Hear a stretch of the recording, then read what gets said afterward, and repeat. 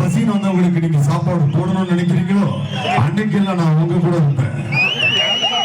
தமிழன் என்று சொல்லடா, தலை நிமிர்ந்து நில்லடா. வேற